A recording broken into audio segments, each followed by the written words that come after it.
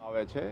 આપણે ગઈકાલે આ એરિયાનો જાતે સર્વે કર્યો અને અહીંયા ડિમોલિશન માટે શું શું જરૂરિયાત રહે સર્વે કરી અને આપણે આજે લગભગ 2000થી વધારે 20 SRPની કંપનીઓ પણ આપણી પાસે એક્સ્ટ્રા આવી છે અને બાકી આખી શહેરમાં પણ આપણે સ્ટેન્ડ બાય પોલીસને રાખ્યા છે.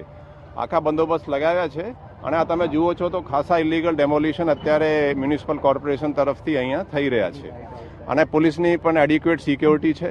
બધા અહીંયા જોઈન્ટ કમિશનર ક્રાઇમ મિસ્ટર શરદ સિંગલના સુપરવિઝન હેઠળ આ બધા ડિમોલિશનના જે કાર્યવાહી છે એના જે બંદોબસ્ત છે બધું આપણે ગોઠવણ કરી રહ્યા છે. લલ્લુ બિહારી તેની સામે સૌથી મોટી કાર્યવાહી, કારણ કે અહીંયા ફાર્મ હાઉસ બન્યું, ગેરકાયદેસર ધંધા ચાલતા હતા, તેની પણ સામે ગુનો દાખલ કરીને ધરપકડ કરાઈ છે.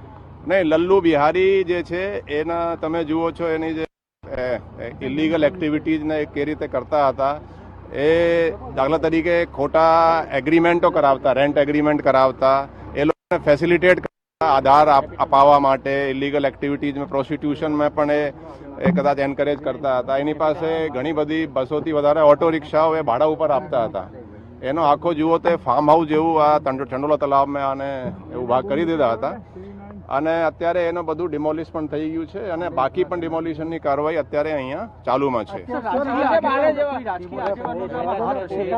ના અત્યારે નહીં, અત્યારે દેખો હું એક કહેવા માંગુ છું કે કાયદામાં બધું બરાબર છે, બધા માટે સરકાર છે અને જે કોઈ એને ગેરકાયદેસર કૃત્યમાં સંડોવણી મળશે એના વિરુદ્ધ પોલીસ કાર્યવાહી કરશે. અને હું સામાન્ય પબ્લિકને પણ અપીલ કરું છું, અહીંયા એક નવાઈ જે ઇન્ટરેસ્ટિંગ વાત છે કે બધા જ લોકો ઈચ્છે છે કે આ ગેરકાયદેસર જે બાંગ્લાદેશીઓ છે એના વિરુદ્ધ પોલીસ કડક કાર્યવાહી કરે.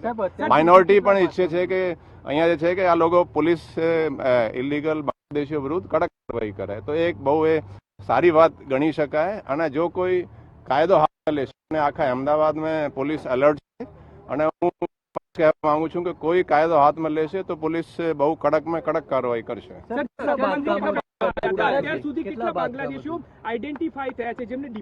નહીં, આ ડિટેલ આપણે આઈડેન્ટિફાઈ કરી રહ્યા છે. લગભગ 180 થી ઉપર બાંગ્લાદેશીઓ આઈડેન્ટિફાઈ થયા છે. એની પ્રોસેસમાં ચાલુ છે અને અહીંયા જ નહીં, અમુક બીજા જગ્યાઓમાંથી પણ આપણે બાંગ્લાદેશીઓ આઈડેન્ટિફાઈ કરીને એને ડિટેન કરવાની કાર્યવાહી ચાલી રહી છે અને પછી એ ડિપોર્ટેશનની પણ કાર્યવાહી પ્રોસેસ આગળ વધારવામાં આવશે.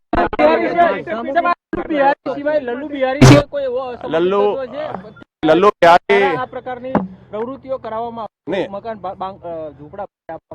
આપણે લલ્લુ બિહારી વિરુદ્ધ પોલીસે સરકાર તરફે ગુનો પણ આજે દાખલ કર્યો છે અને જે કોઈ એમાં બીજા પણ લોકો સંડોવાયેલા હશે તો એ લોકો વિરુદ્ધ પણ કડક કાર્યવાહી પોલીસ કરશે.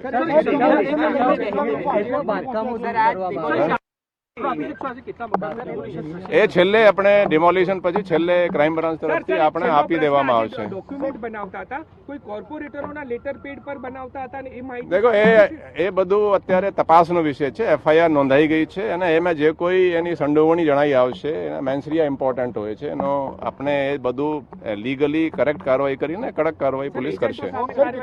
એજન્ટો વિરુદ્ધ પણ કાર્યવાહી કરશે. ભાઈ એને ખ્યાલ છે કે આ બધું ખોટું છે તો એજન્ટો વિરુદ્ધ પણ કાર્યવાહી કરશે. અહીંયા કોઈ રેન્ટ એગ્રીમેન્ટ કેવી રીતે આ ખોટું બનાવીને જ કરાયા છે. બધા જે આધાર પણ અમુક લોકોને અપાયા છે, અમુક એવી ઇન્ફોર્મેશન છે કે અહીંયાથી પાસપોર્ટ પણ લોકોએ મેળવી લીધા છે. તો એના વિરુદ્ધ પોલીસ ઊંડાણથી ડીપ તપાસ કરશે અને ક્રાઇમ બ્રાન્ચ JCP સુપરવિઝન હેઠળ આપણે કાર્યવાહી કરવામાં આવશે. હાઈકોર્ટમાં પણ અર્જન્ટ કોઈ એક પેટિશન ફાઇલ થઈ છે.